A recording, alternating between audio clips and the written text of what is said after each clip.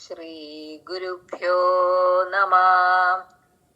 കാളി കാളി മഹാകാളി ഭദ്രകാളി നമോസ്തുതേ.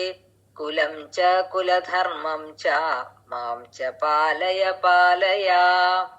ദേവി മഹാത്മ്യത്തിൽ സാക്ഷാൽ പരാശക്തിയെ കാളി, ലക്ഷ്മി, സരസ്വതി എന്നീ 3 ഭാവങ്ങളിൽ ആരാധിക്കുന്നു. മധുകൈടഭവധം, മഹിഷാസുരവധം, ശുംഭനിശുംഭവധം എന്നിങ്ങനെ 3 കഥകളാണ് ദേവി മാഹാത്മ്യത്തിൽ പ്രധാനമായിട്ടുള്ളത്. മധുകൈടഭവധം. കൽപ്പാന്തകാലത്ത് പ്രപഞ്ചം മുഴുവൻ ജലത്തിനടിയിലായിരുന്നു. എങ്ങും വെള്ളമല്ലാതെ മറ്റൊന്നുമില്ല. ആദിശേഷനെ തൽപ്പമാക്കി ആ പ്രളയജലത്തിൽ പള്ളി കൊള്ളുകയായിരുന്ന സാക്ഷാൽ വിഷ്ണു ഭഗവാന്റെ കർണങ്ങളിൽ നിന്നും ഉഗ്രരൂപികളായ 2 അസുരന്മാർ ജന്മം പൂണ്ടു. അവരാണ് മധുകൈടഭന്മാർ. തങ്ങൾക്കെതിരിടാൻ പോന്ന ഒരു ശത്രുവിനെ തേടി ഉച്ചത്തിൽ അലറിക്കൊണ്ട് ആ അസുരന്മാർ 4 പാടും പാഞ്ഞു. വിഷ്ണു ഭഗവാന്റെ നാഭീകമലത്തിൽ ധ്യാനനിമഗ്നനായിരിക്കുന്ന ബ്രഹ്മദേവനെ കണ്ടെത്തിയ മധുകൈടഭന്മാർ അട്ടഹസിക്കുന്ന രീതിയിൽ പോർവിളി മുഴക്കിക്കൊണ്ട് അദ്ദേഹത്തിനടുക്കിലേക്ക് പാഞ്ഞു ചെന്നു.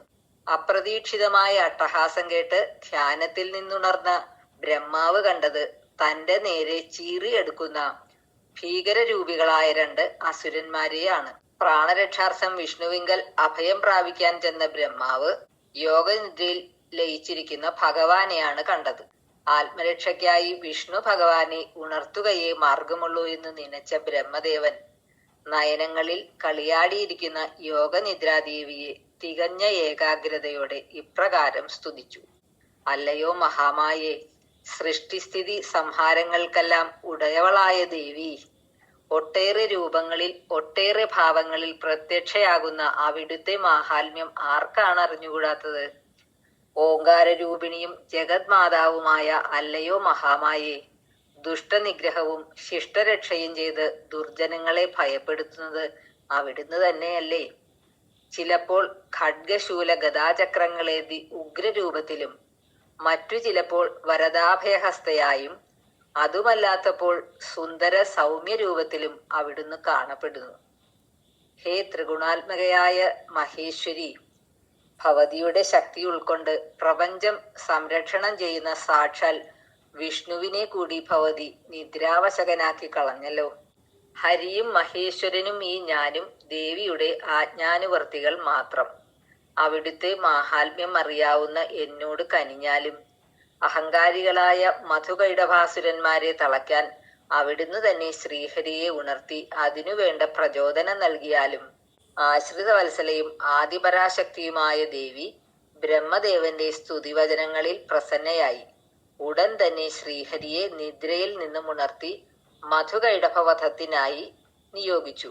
യോഗനിദ്രയിൽ നിന്നുണർന്ന വിഷ്ണു ഭഗവാൻ കണ്ടത് ഭയചകിതനായി നിൽക്കുന്ന ബ്രഹ്മാവിനെയും ആർത്തലച്ച് അട്ടഹസിക്കുന്ന അസുരന്മാരെയുമാണ്. ബ്രഹ്മദേവനെ ലാക്കാക്കി പാഞ്ഞെടുക്കുന്ന ഭീകരരൂപികളായ ആ അസുരന്മാരെ വിഷ്ണു ഭഗവാൻ തടഞ്ഞു നിർത്തി. അപ്പോൾ അവർ ബ്രഹ്മാവിനെ വിട്ട് വിഷ്ണുവിനോട് എതിരിടാൻ തയ്യാറായി. അങ്ങനെ ഭഗവാനും മധുകൈടഭന്മാരും തമ്മിൽ ഘോര യുദ്ധം ആരംഭിച്ചു. 5000 വർഷക്കാലം നീണ്ടുനിന്ന ആ യുദ്ധത്തിൽ ആരും തളർന്നില്ല. ഒടുവിൽ യുദ്ധം നിർത്തിയ വിഷ്ണു ഭഗവാൻ മധുകൈടഭന്മാരോടായി ഇപ്രകാരം പറഞ്ഞു. അല്ലയോ അസുരവീരന്മാരെ, നിങ്ങളുടെ കരുത്തും പരാക്രമവും എന്നിൽ അത്ഭുതം ജനിപ്പിക്കുന്നു. നിങ്ങൾ ഇരുവരിലും ഞാൻ സംപ്രീതനായിരിക്കുന്നു. അതിനാൽ ഇഷ്ടമുള്ള വരം ചോദിച്ചുകൊള്ളുക. എന്നാൽ മായാന്ധകാരത്തിൽ അകപ്പെട്ടു കഴിഞ്ഞിരുന്ന അസുരന്മാർ വിഷ്ണുവിന്റെ വാക്കുകൾ പരിഹസിച്ചുകൊണ്ട് ഇങ്ങനെ മറുപടി നൽകി. ദുർബലരായ പ്രതിയോഗികളുടെ വരമൊന്നും ഞങ്ങൾക്ക് ആവശ്യമില്ല. വേണമെങ്കിൽ ഞങ്ങൾ നിനക്ക് വരം നൽകാം. വേഗം എന്താണെന്ന് വെച്ചാൽ വാങ്ങി ധീരരായ ഞങ്ങളോട് പരാജയം സമ്മതിച്ചു മടങ്ങിപ്പോയിക്കൊള്ളുക. തികച്ചും അഹന്ത നിറഞ്ഞ സ്വരത്തിലുള്ള അസുരന്മാരുടെ വാക്കുകൾ കേട്ട് ശ്രീഹരി മന്ദഹാസം പൊഴിച്ചു.